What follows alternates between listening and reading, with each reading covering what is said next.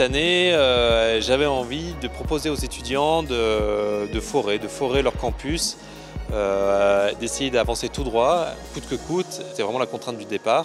Mon idée derrière tout ça, c'était de les inviter à aller dehors et d'improviser avec ce qu'ils pouvaient trouver. Et d'essayer de récolter le maximum d'informations, de documenter toutes les actions qu'ils pouvaient faire et que ça devienne des matériaux pour pouvoir après les modeler et faire une proposition qui peut s'intégrer au musée. Les étudiants étaient un peu sceptiques au départ parce qu'ils se demandaient s'ils allaient percer des murs, ils ne voyaient pas comment ils pouvaient passer à travers des murs. Ils sont assez bien approprié l'idée et ont trouvé des subterfuges sur cette idée d'aller tout droit, que c'est pas grave s'il y avait des murs, peut-être que ça pouvait être des murs plus métaphoriques. On est rentré par là-bas en faisant un petit stop motion et on aimerait sortir par la grille qui est de l'autre côté du bâtiment et donc du coup on voulait montrer à la surface le trajet que faisait le tunnel souterrain. Voilà. On est allé directement sur le terrain en fait. On a décidé de partir d'un point A qui est une sculpture en forme de cône à l'INSA, une espèce d'immense cône en résine, et d'aller presque jusqu'au musée en fait. On s'est arrêté un tout petit peu avant. Et à partir de là, on a tous foré d'une manière différente. On a créé des passages virtuels, on va dire. Sur la première séance, j'ai pris pas mal de photos. Et ensuite, j'ai fait de la prise de son sur la deuxième séance. Nous, on était plus dans le forage métaphorique. Parfois, en fait, les musées peuvent être un peu mystifiés. Et donc, l'idée, c'est un peu de creuser un tunnel entre ce monde, donc vu qu'on était sur le campus, ce monde de scientifiques qui n'a pas l'habitude de côtoyer l'art et de les emmener vers l'art.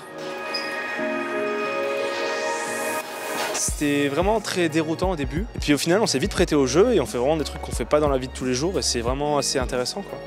C'est vraiment complètement décalé des cours et ça apporte vraiment une autre manière de penser et c'est assez sympa, quoi. C'est pour ça qu'on fait ça. C'est un excellent moyen pour nous, scientifiques, d'appréhender la recherche autrement, c'est-à-dire qu'on a tendance à toujours faire les choses de la même manière, d'un point de vue très rigoureux, très scientifique. C'est sûrement une expérience qui nous permet de tenter des choses qui a priori n'ont rien de logique dans un premier temps, et au final avoir des idées constructives à partir de choses auxquelles on n'aurait pas pensé à la base.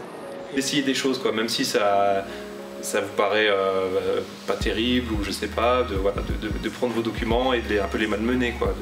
Félix, il a quand même beaucoup d'expérience et il a une manière de penser qui est à lui et que c'est un peu ce qu'il essaie de nous montrer, quoi, de nous faire aller d'un point A à un point B et de savoir expliquer ce qu'on a fait et le faire passer à d'autres gens. Du coup, je vois carrément ça de manière pédagogique, sauf que c'est vraiment différent des cours traditionnels qu'on a l'habitude. On a rassemblé toutes les données, on a commencé à faire des petits montages vidéo et des montages photos. Et l'idée, ça va être maintenant de le mettre en forme pour réaliser un rendu un peu interactif avec le public au niveau du musée. On a plutôt carte blanche sur ce qu'on peut faire au musée. Donc on a à la fois plein de possibilités, mais du coup un peu trop, et il ne faut pas non plus qu'on parte dans tous les sens. Et du coup, je pense que le défi aujourd'hui, ça va être de matérialiser toutes les idées qu'on a pu avoir aujourd'hui au cours de la réunion. Et j'ai hâte d'être à la restitution, de rencontrer le public et de voir ce qu'on aura réussi à faire dans le mois qui nous reste.